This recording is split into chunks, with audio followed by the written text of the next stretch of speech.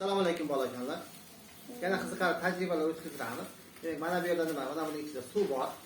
Demak, ichidagi suvni to'kilmaydi. Biz nima qilamiz? Buni teshamiz. Mana ruchkalar bilan nima qilamiz? Teshib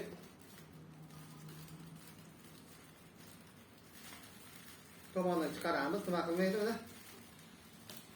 Suv oqib ketmaydi. Qani? Asta-asta qilishi.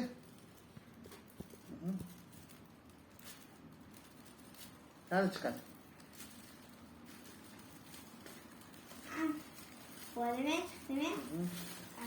Vay, to'kilib ketdi. Demak, buning ichidagi suv nima qilmaydi? Chiqib ketmaydi.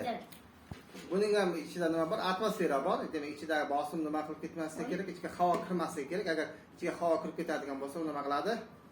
Suvlar chiqib ketadi. Xuddi choynak borki, choynakning ustiga nima qilingan? Qopqoq qilingan. Agar o'sha qopqoq ochilmasa, suv nima qilmaydi? Pastga qarab to'kilmaydi. Bu tajribani ham nima qilib, ehtiyot bo'lib bajarishimiz kerak. Hamma joyni ho'l qilib, hamma joyni qo'rqitmasligimiz kerak. Kattalarni nima qilishimiz kerak emas, xafa qilishimiz kerak emas.